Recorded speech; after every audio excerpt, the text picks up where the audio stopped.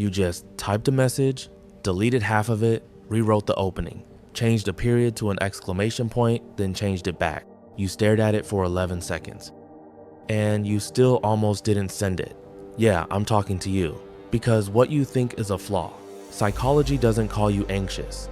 It calls you a tone architect. And it just proved you're right to be one.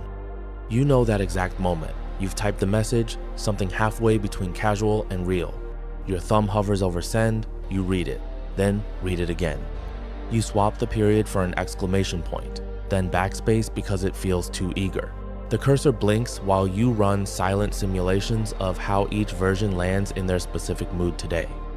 If this private ritual feels intimately familiar, it's not random anxiety. It's not a bug. This is the signature of a particular kind of mind. You are a tone architect.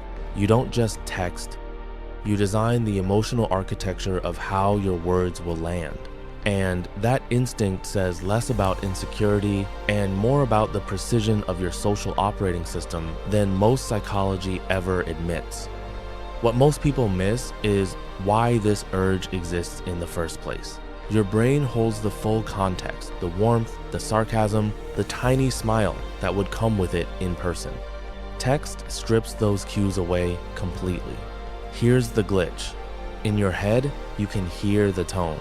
You know it's a joke, you know it's warm, but on their screen, it's just words. Dead, flat words. And one study proved how bad this gets.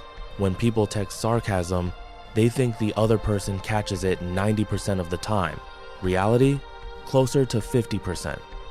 That 4-0 point gap, that's your anxiety living. You're not overthinking. You're the only one who can hear the music. Everyone else is reading sheet music. That's not overthinking. That's tone architect behavior. You're running quality control on emotion before it ships. You also overestimate how closely they're scrutinizing your exact wording.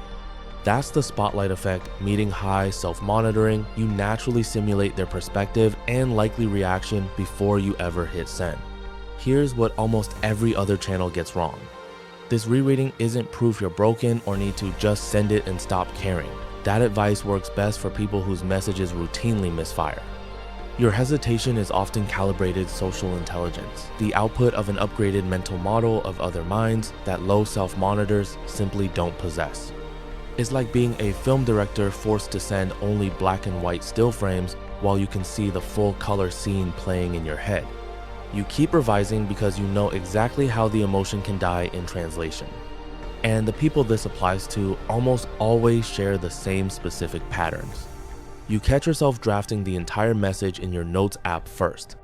You read it in what you imagine is their voice, adjust the emotional temperature with tiny word changes, then copy it into the chat because the original window already feels tainted by your first imperfect attempt.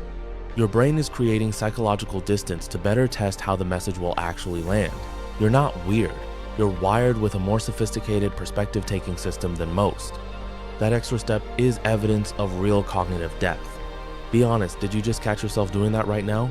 Drop A if the Notes app draft is your whole personality. You feel that precise chest tightening the instant. A playful message drifts into territory that might read as needy. Without thinking, you delete the last two sentences instantly. This is your brain's ultra-fast social error detector firing the same mechanism that lights up when it anticipates negative evaluation. Far from a flaw, it's the hardware of someone who understands that negative interpretations of ambiguous text land 2 to 3 times harder than positive ones. That instinct protects the integrity of your connections. Here's where it gets interesting. You can predict with eerie accuracy which exact phrasing in your message would get screenshotted and roasted in the group chat, so you edit with surgical focus until that version no longer exists. Most would call this paranoia.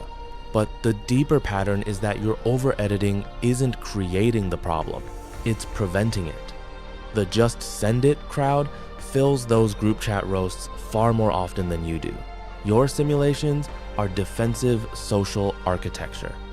And look, I know what some of you are thinking, just send it and stop caring. That advice is everywhere, and I need you to hear why it's actually wrong for you specifically. The just send it crowd doesn't have what you have. They don't run simulations, They don't catch the misfire before it ships. Your hesitation isn't weakness. It's the difference between someone who fires blindly and someone who never misses. Which of these micro behaviors is hitting you the hardest right now? Especially the ones that felt like someone was reading your private notes app. You pour out a long, vulnerable paragraph that finally says what you actually feel. You stare at it until the screen dims. Then, with a heavy exhale, you delete everything and replace it with haha, yeah, or sounds good. This comes from that bone-deep understanding that once sent, your words enter someone else's emotional weather system where tone can distort in ways you can already see coming. And if that particular scene just landed like no one has ever described your exact internal experience before, it's because very few people carry this level of awareness about the terrifying gap between heart and keyboard. That awareness isn't weakness. It's the quiet mark of real emotional craftsmanship. You don't reread because you're broken. You reread because you're a tone architect and your brain refuses to ship a product that doesn't match the spec. There's a specific kind of loneliness that comes with seeing every possible misfire in 12 words while most people never even notice them. This video understood you better than most people in your life do. If this resonated, you'll want to see what psychology says about why some people can read a room before they even walk into it, because the two are almost always connected. Rereaders, what's the one punctuation mark or emoji you can never send without triple checking? Drop it below.